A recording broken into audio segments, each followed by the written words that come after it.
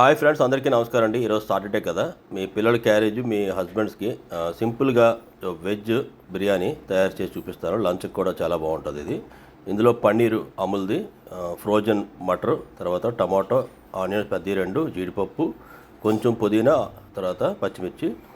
నేనైతే నెయ్యితో చేస్తున్నాను. మీరు నెయ్యి కానీ లేదంటే రిఫైండ్ ఆయిల్ కానీ వాడచ్చు. నెయ్యితో అయితే ఫ్లేవర్ చాలా బాగుంటుంది. బాగా వేడెక్కితే కొంచెం జీలకర్ర వేద్దామండి. షాజీరా ఉన్నా పర్లేదు, లేదా నార్మల్ జీలకర్ర వేసుకున్నా పర్లేదు.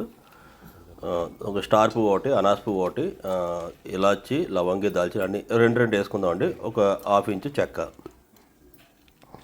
ఇది కొంచెం బాగా ఫ్రై అయిన తర్వాత 2 తేజ్పత్తా వేసుకొని తర్వాత ఇందులో మనం జీడిపప్పు వేసుకుందామండి. జీడిపప్పు వేయితే బాగుంటుంది.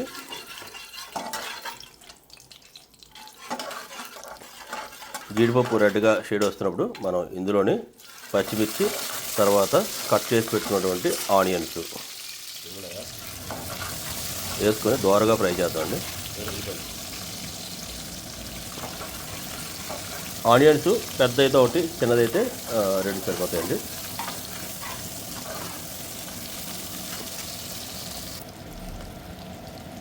తర్వాత పుదీనా కంపల్సరీగా ఉంటే బాగుంటుంది, మంచి ఫ్లేవర్ వస్తుంది. అల్లం వెల్లుల్లి పేస్ట్, పుదీనా కాంబినేషన్ అయినప్పుడు 2 కలిసి వేగుతుంటే మంచి ఫ్లేవర్ వస్తుంది అన్నమాట నెయ్యితో పాటు. అయితే నేనైతే పెద్ద టేబుల్ స్పూన్ అయితే ఒకటి, చిన్న టేబుల్ స్పూన్ అయితే 2 చెంచాలు అల్లం వెల్లుల్లి పేస్టు.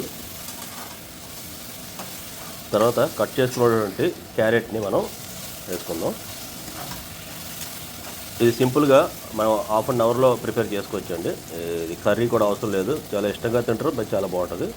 ఇవన్నీ మగ్గడానికి మనం సాల్ట్ వేద్దాం.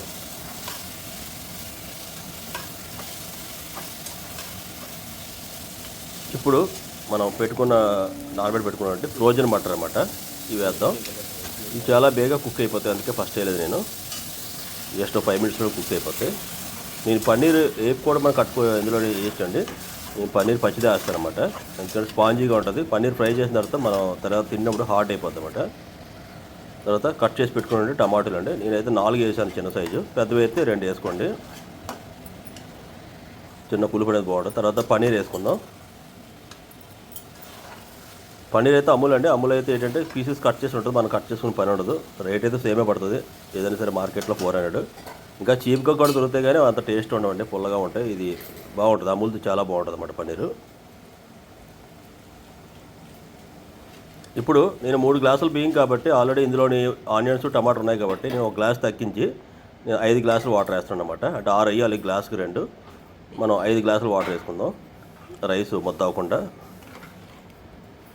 ఎందుకంటే టమాటాలో వాటర్ ఉంటుంది, ఆనియన్లో వాటర్ ఉంటుంది, బియ్యం కూడా కడిగి నానబెట్టుకున్నాడు, కొంచెం ఎంతో కొంత వాటరు బియ్యంలో కూడా ఉంటుంది. కాబట్టి వాటర్ బాగా గరం అవుతున్నప్పుడు ఈ నానబెట్టి పెట్టుకున్న బియ్యాన్ని వేసుకుందాం. ఇప్పుడే ఉప్పు సరిగ్గా చూసుకోండి. ఇప్పుడు కొంచెం ఉప్పు అనేది ఎక్కువ ఉండాలి, రైస్ ఉడికిన తర్వాత ఉప్పు లాగేస్తుంది కాబట్టి చిన్నది ఎక్కువ వేసుకుంటే మనకి రైస్ ఉడికితే పర్ఫెక్ట్ సరిపోద్ది.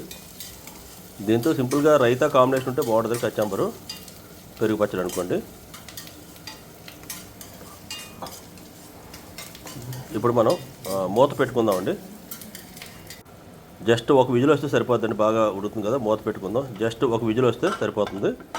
ఇప్పుడు కుక్కర్ని మూత పెట్టుకుందామండి, స్టవ్ సిమ్లో పెట్టేద్దామండి. ఇప్పుడు కుక్కర్ మీకు మూత తీసి చూపిస్తాను. పర్ఫెక్ట్గా కుక్ అవుతుందండి, ఎందుకంటే రైస్ని కరెక్ట్గా వాటర్ వేసాను రైస్కి.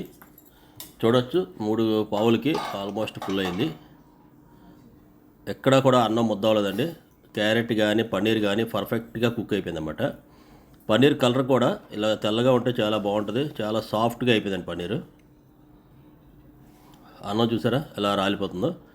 ఇలా మీరు ట్రై చేస్తే లంచ్ ఈజీ ప్రిపేర్గా ఉంటుందండి. అన్ని న్యూట్రిషన్ ఫుడ్ ఉన్నాయి కాబట్టి వెజిటేబుల్స్, పన్నీర్ అన్నీ వేసాం కాబట్టి పిల్లలకు కూడా చాలా హెల్తీగా ఉంటుంది.